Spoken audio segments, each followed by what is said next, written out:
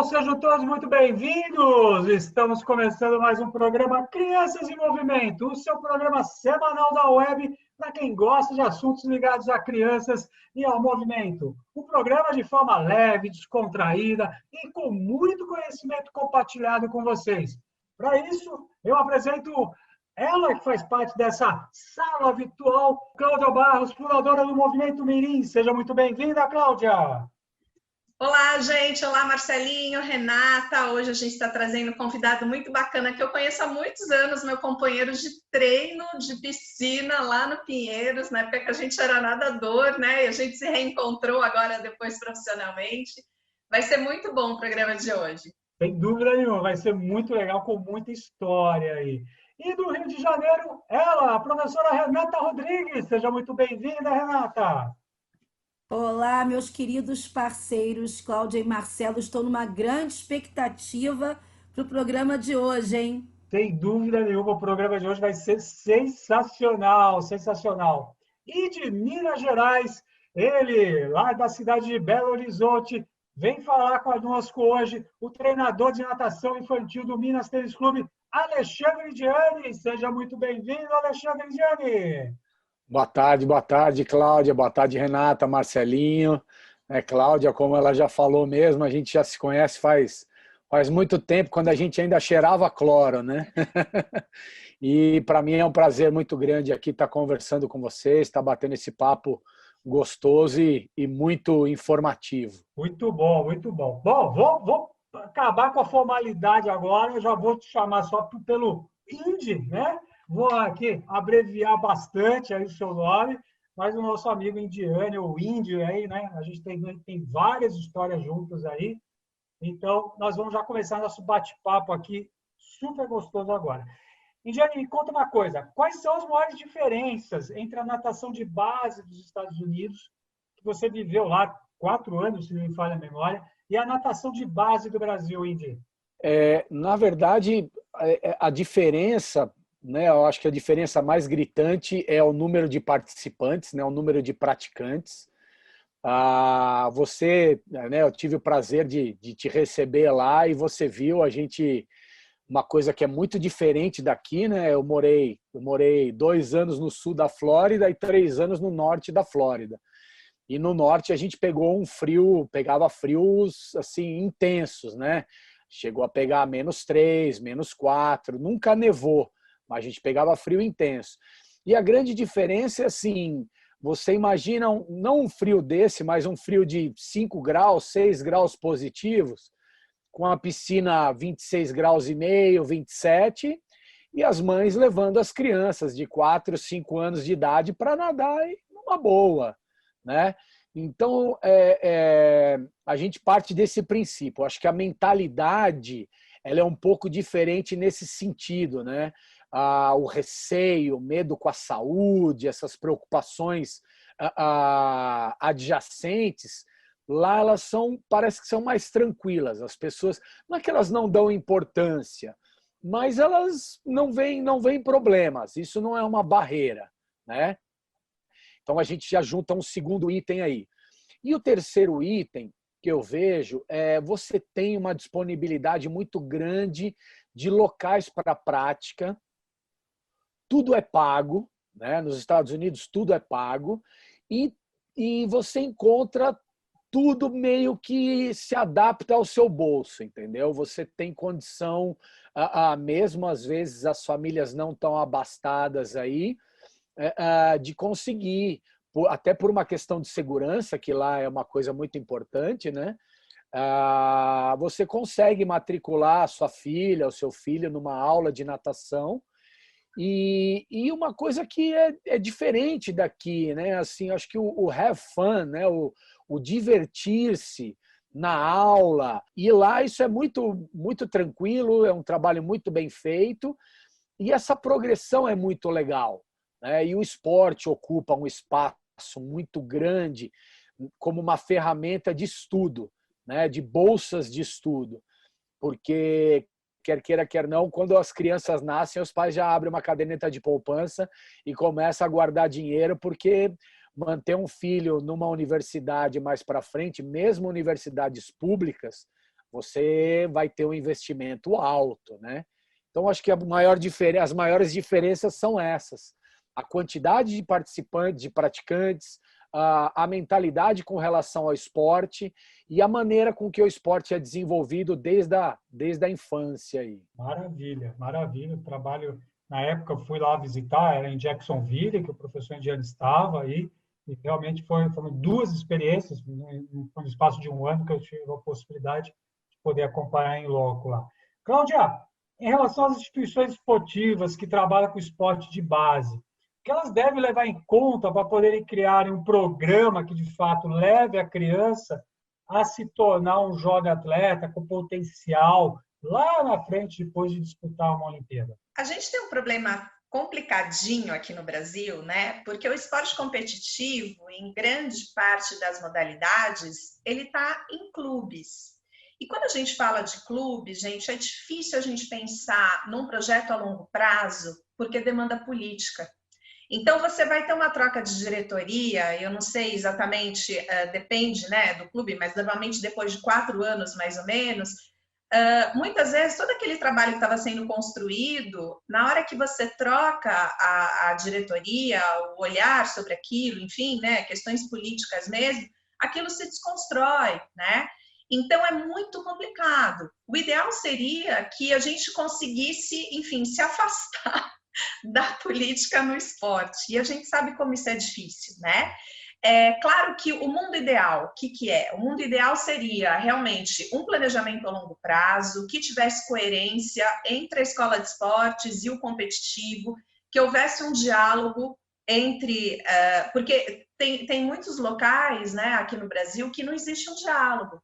Então, você tem um determinado trabalho sendo realizado na escola de esportes que não conversa com a demanda do competitivo. Isso também é complicado, né?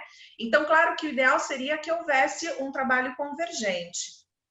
E a gente tem uma outra questão também, que é assim, as federações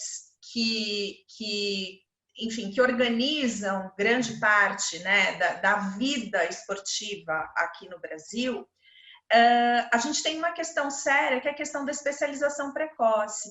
Então, as crianças muito cedo começam, na verdade, os clubes, eles começam a ser cobrados por resultados muito precocemente.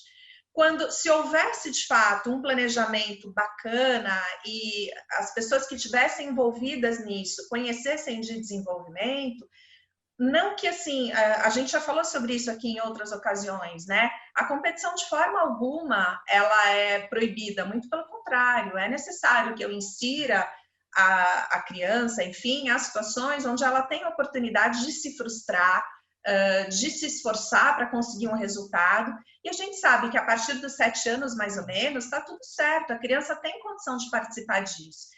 Mas a questão é que aquele corpo, muitas vezes, não está preparado para isso. O ideal é que essas competições mais organizadas, elas aconteçam a partir da adolescência. Então, assim, para a gente colocar, de repente, uma criança em situação de competição nesse momento, é importante que ela tenha a oportunidade de competir contra ela mesma. Eu vou falar da natação, né, que é da onde eu vinha, e a gente aqui, enfim, onde a gente está mais confortável para falar. Mas eu lembro de uma competição muito bacana que era organizada pela Federação Aquática Paulista, que chamava Competição contra o Cronômetro. Então, na verdade, você tinha lá um tempo, que era a tua meta, e dependendo do quanto você se aproximasse daquele tempo, você ia mudando de categoria. Isso era incrível, né? Porque era o atleta competindo contra ele mesmo, a performance dele que levava isso em conta. E essas federações são quem norteiam os trabalhos que são desenvolvidos nos clubes, né? E aí trabalhos desenvolvidos em instituições que a cada 4 anos o profissional de educação física enlouquece, tudo aquilo que ele vinha desenvolvendo cai por terra e ele tem que reconstruir, porque aí é um outro olhar sobre aquilo. Então, é muito complicado, né? Seria muito bacana se a gente tivesse ligas escolares, porque aí você teria, de repente, um olhar mais pedagógico para tudo isso, um cuidado maior. É muito complicado mesmo, né? A gente tem aqui instituições que são muito bacanas, clubes que têm histórico maravilhoso nesse sentido, e que você tem uma base com muita gente, que você tem uma escola de esportes muito forte, né? Aqui em São Paulo a gente tem excelentes exemplos nesse sentido, né? Mas não é fácil, eu entendo que não é fácil. O melhor dos mundos, qual seria? Se o departamento esportivo de cada uma dessas instituições tivesse autonomia para gerir programas, projetos de longo prazo. Mas a gente sabe que não é essa a realidade que a gente enfrenta.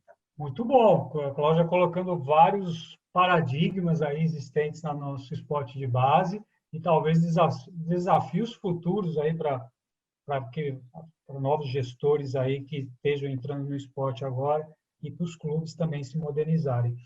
Renata, segundo o treinador Larry Passos, o treinador do Guga aí do tênis, né? Para a gente sair um pouco até da natação aqui, para desenvolver habilidades técnicas é importante primeiro, abre aspas, cativar o jovem para o esporte, fecha aspas, declaração do Larry Passos. Você concorda com essa afirmação? E se sim, como é que podemos cativar esse jovem aí, Renata? Eu concordo plenamente. E eu acho que é um dos motivos também que nós temos alguns problemas com a prática esportiva no nosso país. Porque o treinador, ele tem que ter uma identificação direta com essa atividade, ele tem que ser o melhor exemplo, ele tem que ser um amante, um consumidor dessa atividade. E muitas vezes nós assistimos a alguns treinadores, alguns profissionais, vamos colocar assim, profissionais, que vão fazer essa iniciação esportiva ou uma prática esportiva de escolinha, que eles não consumem nem a atividade que eles estão ministrando. Por exemplo, a gente vê no futebol que esse consumo, ele é um consumo que existe organicamente. Os professores, os treinadores, eles vivem o futebol, eles assistem os jogos, eles têm ídolos e eles passam isso para as crianças. Mas a gente não tem isso nessa mesma proporção em outras atividades esportivas. Vamos voltar aqui para a natação. A gente acabou de ter a seletiva há poucos dias, poucas semanas, as seletivas para Tóquio, né, no Brasil. E aonde que as pessoas foram assistir? E será que todo mundo da comunidade da natação assistiu, passou o link para os seus alunos? Isso é muito importante. Se a criança, desde cedo, não começa a consumir isso, ela não vai ter esse amor pela atividade, não vai se sentir estimulada, porque ela não vai ter ídolos, ela não vai ter quem espelhar. Então ela precisa ter essa aproximação. E eu vejo com muita tristeza aqui no nosso país, isso é atemporal, né? Tirando o futebol, né? E também vamos colocar o voleibol aí, tá? Mas tirando essas duas modalidades, o voleibol foi uma construção até mais contemporânea, mais moderna, você não vê isso, você vê isso sazonalmente. Por exemplo, a gente teve o Guga. Não se fala mais de ninguém do tênis. Então, as crianças, quem não vive com um treinador e um profissional que consome isso e incentiva as crianças a consumirem isso, se depender da mídia, se depender das delegações, das confederações, não acontece. A mesma coisa a natação. A gente deveria ter um canal de TV aberta, passando a seletiva para Tóquio, da natação, do tênis, do atletismo, não ser colocado só no canal fechado, ou em alguns casos nem no canal fechado, fechado, tá na web. Então, como é que isso é disseminado? Então, o amor, eu lembro que assim, foi muito forte para mim na minha infância, eu já contei aqui um programa, acho que contei, como foi importante para mim ver o Pradinho bater o recorde mundial e eu estava nadando. Como isso, e como foi importante o meu professor de natação ter sido um atleta e um nadador. Não precisa nem ser um campeão, mas um nadador que ele saiba executar. Muitas vezes, como eu amava ver o meu professor, o meu técnico, mergulhar e nadar. E fazer uma virada olímpica. E executar com maestria aquilo que ele estava me pedindo. Então, a gente precisa consumir mais e também ser exemplo na prática. Porque se a gente dá carência de ídolos, que seja esse treinador um ídolo de como fazer, de como se portar, para gerar essa empatia, gerar essa ligação, essa conexão. Fantástico o programa Crianças em Movimento pegando fogo hoje aqui, gente. Sensacional ouvir vocês falarem. Sensacional, cabeças explodindo aqui. Eu só quero reafirmar essa frase do Larry Passos, está nesse livro aqui, ó, tá? O Algoritmo da Vitória, tá? Escrito aí pelo José Salib Neto. E tem um ponto que ele destaca aqui, eu queria só falar nesse momento, que ele pergunta para o Larry Passo como cativar. E o Larry fala que ele tratava de oferecer uma experiência lúdica para o Guga, para poder cativar ele durante o processo. Tá? Então, está aqui. Vale muito a pena o algoritmo da vitória para todo mundo aí que quiser acompanhar um pouquinho mais. Muito bom. Indiane, me fala uma coisa. Em relação aos desafios de engajar e de se comunicar com jovens e famílias norte-americanas, eles se assemelham aos desafios encontrados aqui no país, Indy? Eu vou pegar um pouco da Cláudia, um pouco da Renata e dar sequência aí, que isso foi muito legal. Até anotei algumas coisas da fala da Renata e da Cláudia aqui, que vão ser importantes e vão dar sentido em tudo isso que a gente está falando desde o início. Então, assim, eu tive um sonho, né? Eu sempre tive um sonho. Em 2012, eu tive a oportunidade de ver pela primeira vez, ao vivo e a cores, a seletiva dos Estados Unidos, que é um show, né? E ali nasceu uma vontade de levar os atletas para viver aquele momento, né? E aí eu tive a felicidade de, em 2016, para a seletiva do Rio de Janeiro, a gente organizou lá nos Estados Unidos, a gente organizou um swim camp, que a gente foi para Omaha, né? E a gente ficou durante uma semana, na parte da manhã, a gente alugou uma piscina, então a gente ia, fazia treinamento, tudo, almoçávamos juntos. À tarde, depois do almoço, a gente ia para o centro de Omaha, que a piscina era do lado, a gente passeava, conheceu lugares históricos da cidade e no final da tarde a gente ia e sentava lá e assistia às eliminatórias. Voltava junto, batia papo e tal. E isso foi durante uma semana. Enfim, foi uma virada maravilhosa, porque as temporadas seguintes, né, o segundo semestre de 2016 e o ano de 2017, sendo que eu voltei para o Brasil no final de 2017, foi um ano e meio assim que eu olhava as crianças, eu olhava os jovens, eu olhava os adolescentes ali treinando, competindo, eu falava assim, meu Deus do céu, o que aconteceu? Né? Um exemplo numérico, né, de prova, de tempo, tinha um garoto que quando eu cheguei lá, eu comecei a dar treino para ele, ele tinha 2:11 nos 200 livre, 2:11. Nesse processo, um ano e meio depois, uma competição, ele nadou para 1:56 de 200 livre. Né? Então, foram 15 segundos de queda. Lógico que tem a parte fisiológica, tem a parte de maturação, tem uma série de coisas, mas que eu me sinto orgulhoso de ter dado uma oportunidade, de ter gerado uma oportunidade que eu acreditei que seria transformadora para essas crianças, para esses jovens. Botar eles ali, ainda mais nos Estados Unidos, botar eles em contato com os jovens ali, com os nadadores, com os olímpicos, até porque a sistemática é uma coisa muito louca, assim, né? É muito maravilhoso você, de repente, sair da piscina, descer para um lugar imenso e, de repente, você olhar numa mesa com uma pilha de touca de um lado, aquele olímpico ali olhando para você e autografando a touca e te entregando uma touca, né? Então, isso, eu me arrepio. E aí voltei para o Brasil e o que aconteceu o ano passado, né? A pandemia. Eu fiquei dando treinos online durante 7 meses e o que eu me programei nesses 7 meses? Nesses 7 meses, eu mantive contato direto com eles diariamente.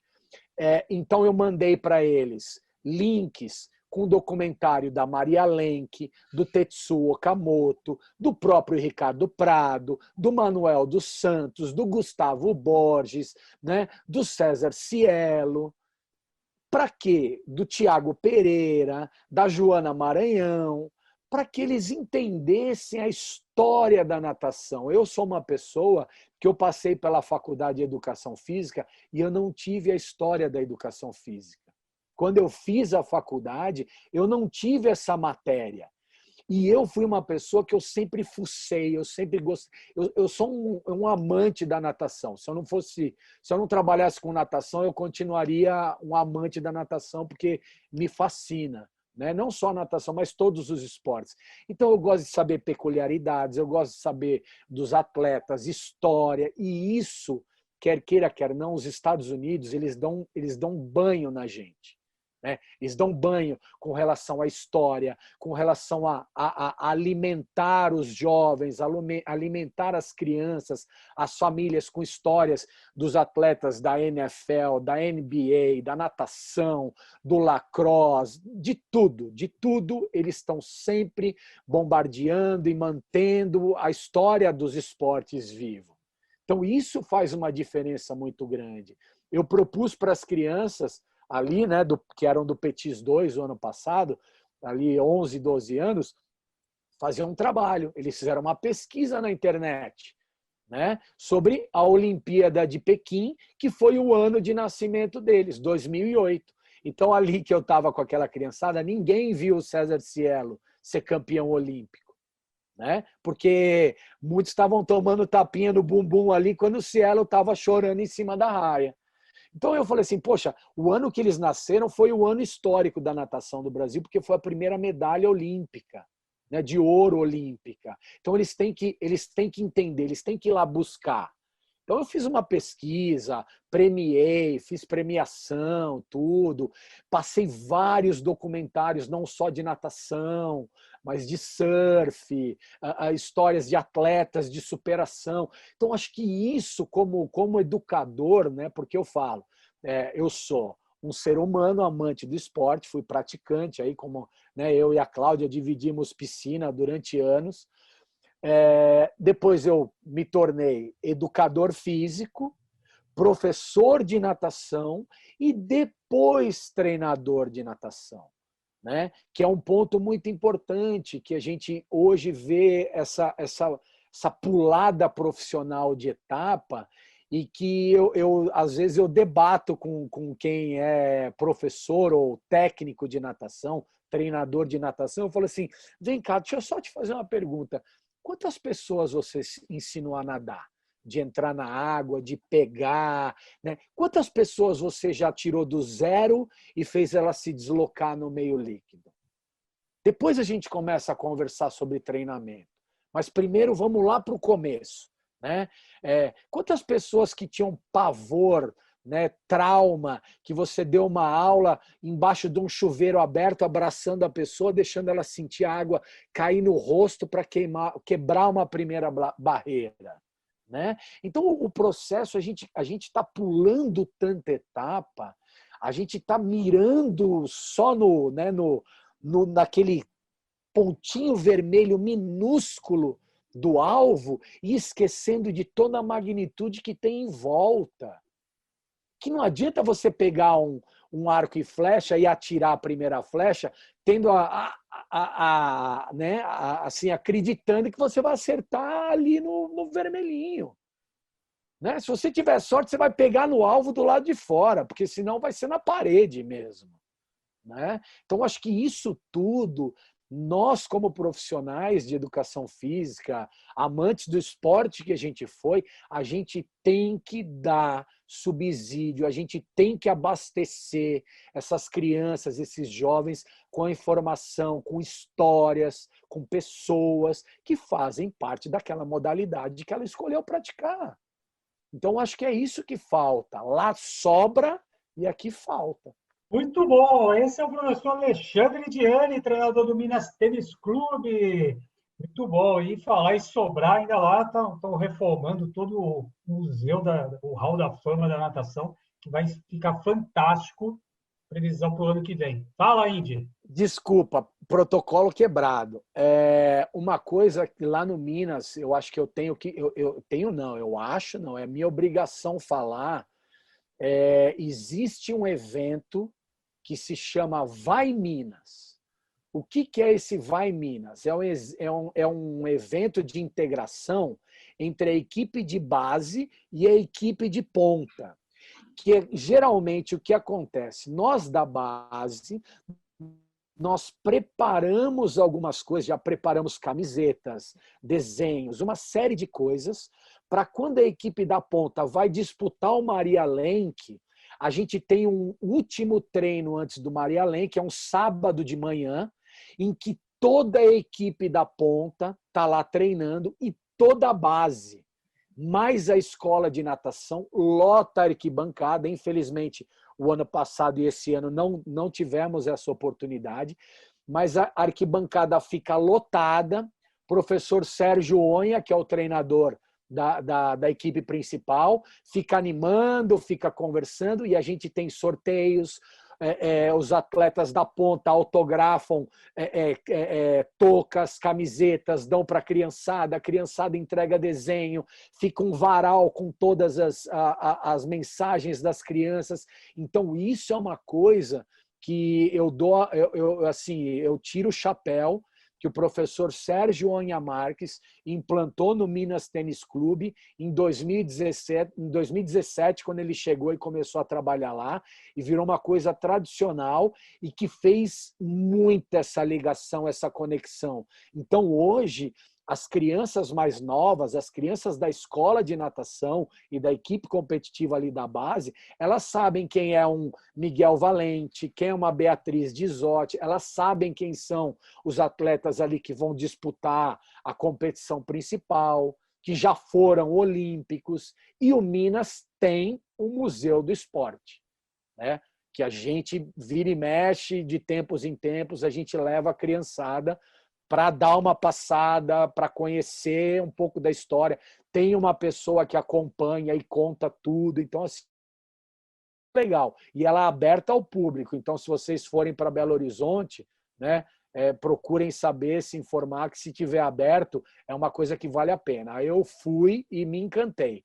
Fiquei mais de boca aberta que a criançada lá, babando em tudo. É muito legal. Então, acho que é isso. Pessoal, a gente precisa educar, né? A gente precisa ensinar, a gente precisa dar história, porque é na história que a gente cria a base para essa criançada, né?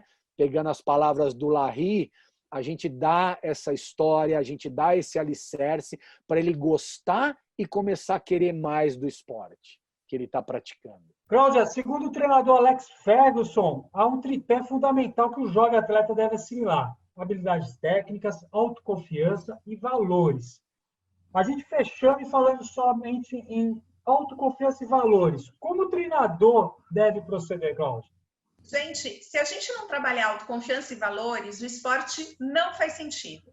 São dois pilares fundamentais. A técnica é óbvio, né? Até por isso o Marcelinho nem colocou esse elemento aqui na pergunta. Mas, assim, quando a gente fala de valores, a ascendência do técnico sobre o atleta é muito grande.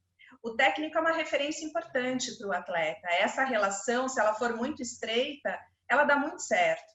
Então, assim, esses valores, eles não podem estar só na fala, eles têm que estar na atitude também. A gente lembra, se a gente for remeter aí à época de Fórmula 1, que a gente tinha o Senna como grande ídolo nosso, né, aqui no Brasil, e depois vem a geração do Schumacher, e o Schumacher batendo um monte de recorde do Senna, a gente nem valoriza aquilo direito, porque a forma como o Senna se colocava era uma forma que a gente se espelhava e que a gente almejava e desejava aquele tipo, enfim, de ídolo, né?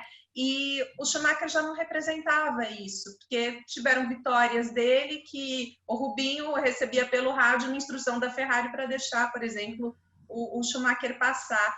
Então, isso se desfaz, isso se desconstrói, né? Então, os valores são questões que a gente tem que, na verdade, passar para o nosso atleta sempre. A gente vai lembrar de ídolos olímpicos maravilhosos que até abriram mão da própria vitória, muitas vezes, mas, de repente, assim, receberam lá a honraria, a medalha, né, do Barão de Coubertin, enfim, pelo tipo de atitude que eles tiveram. Então, eu acho que isso é fundamental. Em relação à autoconfiança, gente, assim, toda vez que a gente trabalhar essa autopercepção voltada para o histórico do que aquele atleta está construindo. Então, apresentar para ele a régua da performance pautada na própria performance dele e não do outro, isso tende a dar certo também. A gente valorizar pequenos resultados. Então, um dia que ele aguentou um treino mais pesado, um milésimo de segundo que ele melhorou naquela prova, aquilo tem que ser muito, muito valorizado.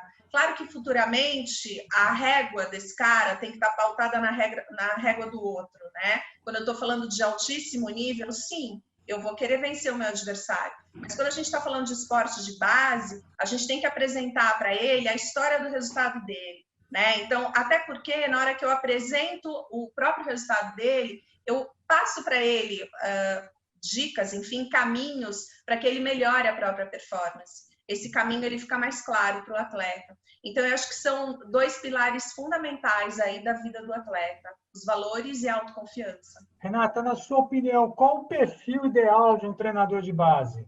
Então, é um perfil de alguém que é apaixonado pelo esporte do qual ele está ministrando ali, que ele está sendo inspiração para aquelas crianças. E para ser isso, ele precisa aliar, né, a prática. Ele tem que ser alguém que tem aderência com esse esporte, que pratique esse esporte.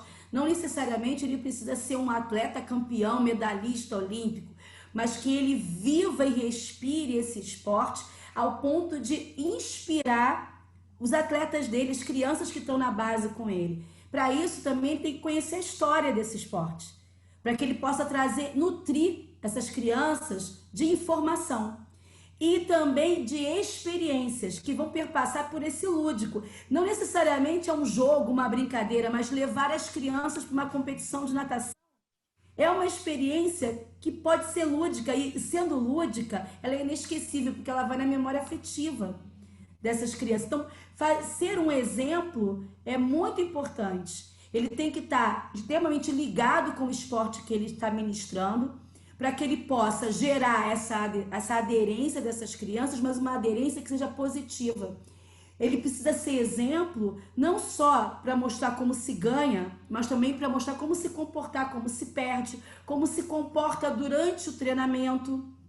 Que disciplina a gente precisa ter, como é importante também trabalhar em equipe, por mais que o seu esporte seja individual, que também é necessário trabalhar em equipe. E quando for um esporte de equipe, que também é importante se individualizar. Então, eu acho que tem na mão, esse treinador de base, ele tem na mão recursos que perpassam por ele, mas também à disposição de tornar essa experiência positiva e que não pare aí.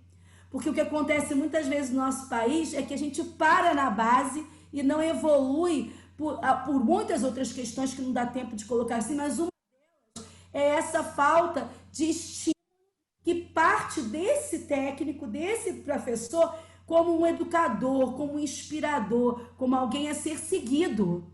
O primeiro ídolo dessa criança tem que ser esse treinador, né? E ele precisa entender a responsabilidade que ele tem de ser uma boa pessoa, um bom exemplo como pessoa também para essas crianças. Dúvida nenhuma, sensacional, gente. Cabeças explodindo! Ah, vocês pensavam que eu não ia falar isso hoje. Não, o programa está sensacional, está explodindo cabeças aqui, gente. Bom, vamos explodir, que agora chegou aquele quadro que você gosta. Sim, meu amigo, minha amiga.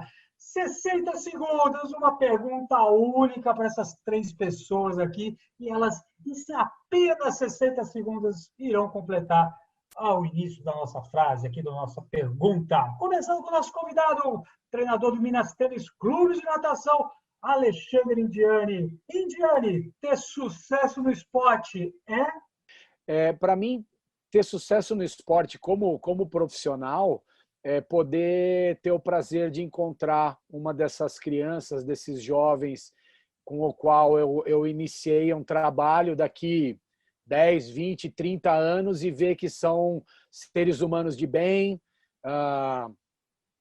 pessoas que desenvolvem bons trabalhos, que são boas mães, que são bons pais, que têm valores, que têm princípios. Para mim, o sucesso como profissional através do esporte é isso. Cláudia, ter sucesso no esporte Gente, eu vou falar da perspectiva do técnico, né? Eu acho que é um cara que tem que promover transpiração, inspiração e formação. Sensacional. Renata, ter sucesso no esporte, é? Eu vou falar do ponto de vista do praticante.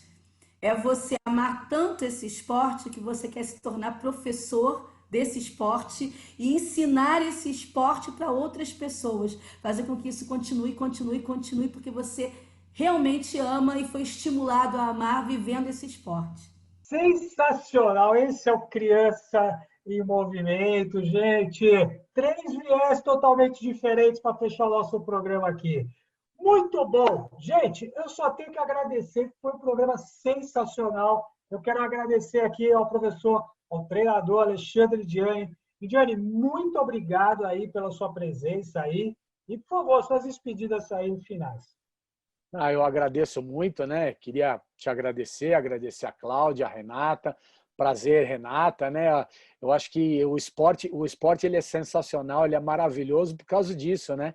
A gente busca algumas coisas na memória, é assim, a Cláudia e eu já vivemos momentos juntos dentro da piscina, a Renata e eu temos amigos em comuns, pessoas que a gente admira em comum, Marcelinho e eu já nos trombamos aí nessas estradas da vida por vários lugares, eu acho que é isso, né? O esporte é maravilhoso por causa disso.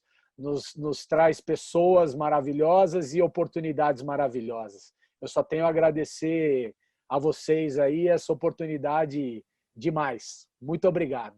Muito bom. Se você gostou do professor Alexandre Diani, eu convido você aí lá no @cucabeta para ver alguma dessas nossas trombadas juntos aí. E tem lá o comentário dele da Seletiva Olímpica, tem muita coisa que ainda vai vir nos próximos meses aí. Claudinha, suas despedidas, minha querida. Ai, gente, obrigada, foi muito bacana esse reencontro aqui com o Indiane, né? De uma época dura pra gente, mas tão bacana. A gente sofria demais aí, mas foi ótimo. Super obrigada pela tua presença aqui. Um beijo bem grande, beijo Marcelinho, Rê, até a próxima semana. Professora Renata, suas despedidas, minha querida. Ai, que programa gostoso. Amei o programa.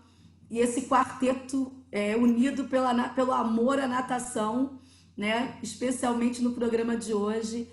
E agradecer, Indiane, adorei ouvir você falando nesse trabalho que você faz no Minas, por mais treinadores assim, nas equipes de base, de todos os esportes.